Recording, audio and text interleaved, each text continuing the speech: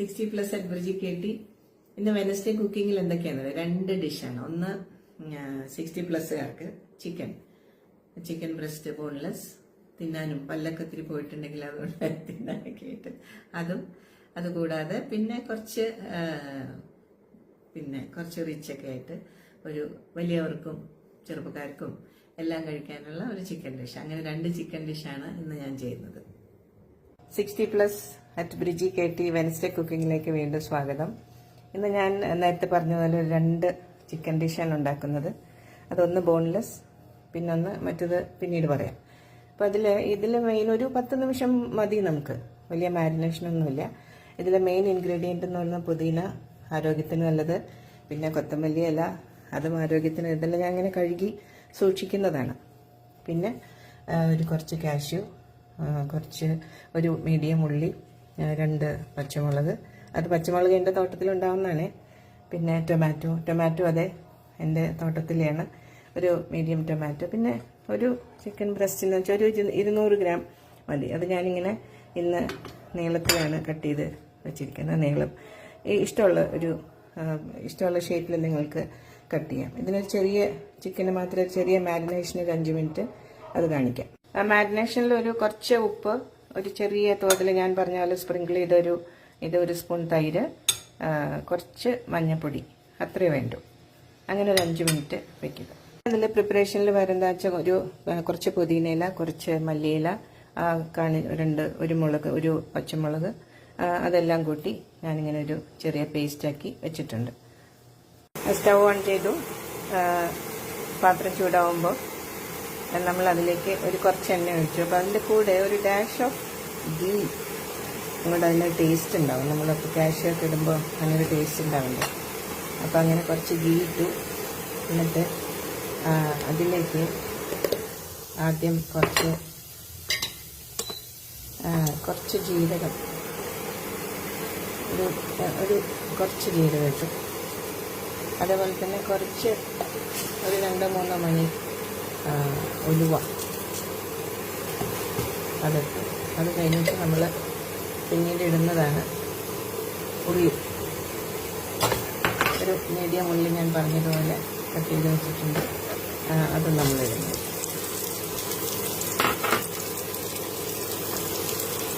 ഉള്ളി ഇട്ട് പതുക്കെ ഒന്ന് വാടുമ്പോൾ നമുക്ക് ഈ കാഷ്യൂ ഇടാം. കാഷ്യൊക്കെ എല്ലാം കൂടെ വളരെ ഷോർട്ട് കട്ട് കുക്കിംഗാണ്. അത് കഴിയുമ്പോൾ കുറച്ച് ജിഞ്ചർ ഗാർലിക് പേസ്റ്റ് ഇടും. കുറച്ച് ജിഞ്ചർ ഗാർലിക് പേസ്റ്റ് ഇട്ട് ഏകദേശം ഉള്ളി ഒന്ന് വാടി വരുന്നുണ്ട്. ആ സമയത്ത് നമ്മൾ ടൊമാറ്റോ ഞാനൊരു 200 ഗ്രാമേ ഉണ്ടാക്കുന്നുള്ളൂ. അതുകൊണ്ട് അത്രയും മതി. ഇതൊരു ഓപ്ഷണൽ ഇൻഗ്രീഡിയൻ്റ് ആണ്. നിങ്ങൾക്ക് വേണം കിട്ടാമെങ്കിൽ കസൂരി മേത്തി. കസൂരി മേത്തി എൻ്റെ മെഴുകുമേത്തിയുടെ അതിൻ്റെ ഫ്ലേവർ എനിക്ക് വളരെ ഇഷ്ടമാണ്. അതുകൊണ്ടാണ് അതിടുന്നത്. പിന്നെ ടൊമാറ്റോ ഒക്കെ ഈ പറയുന്ന പോലെ പെട്ടെന്ന് വാടണം, അധികം എണ്ണ ഒഴിക്കണ്ടെങ്കിൽ നമുക്കത് ഒരു മിനിറ്റ് മൂടി വെച്ചാൽ മതി. അപ്പോൾ അതിൽ നിന്നുള്ള വെള്ളം ഇറങ്ങി ത്തിൽ വളരെ ചെറുതായി കട്ട് ചെയ്യുകയാണെങ്കിൽ ഇത് അരയ്ക്കേണ്ട ആവശ്യമില്ല. ഞാൻ ഈ പെട്ടെന്ന് വലിയ പീസായിട്ട് കട്ട് ചെയ്യുന്നുണ്ട്. നമുക്കിതൊന്ന് വാടി വരുമ്പോൾ ഒന്ന് അരയ്ക്കണം.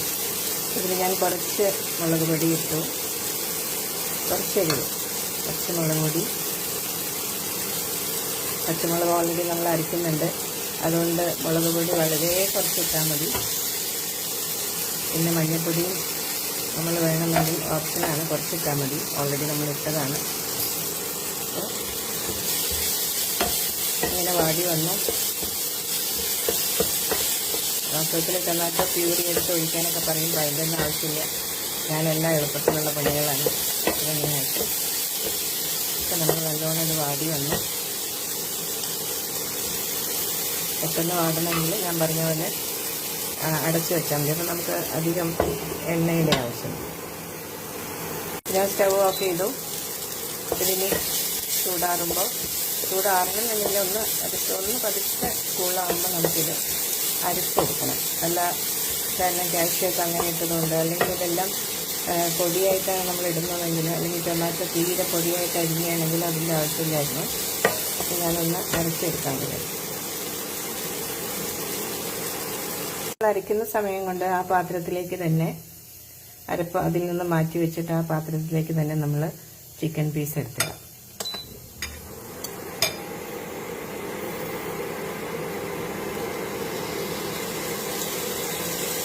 നോൺ സ്റ്റിക്ക് ആയതുകൊണ്ട് പിന്നെ വീണ്ടും എണ്ണ ഒഴിക്കേണ്ട ആവശ്യമൊന്നുമില്ല.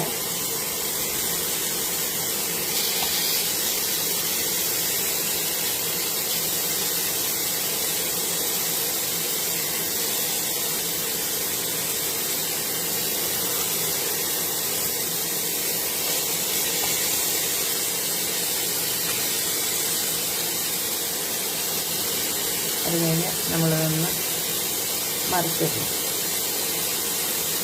തീ ചെറുതാക്കി അതിനെല്ലാം ഒന്ന് തിരിച്ചും മറിച്ചും ഇടുകയാണ്. അതിന് ചിക്കൻ ബ്രസ്റ്റ് ആയതുകൊണ്ട് അധികം വേവൊന്നുമില്ല. തീ എപ്പോഴും വളരെ കുറഞ്ഞിരിക്കണം. ഞാൻ ഇതിൽ വെച്ചിട്ടുള്ളൂ.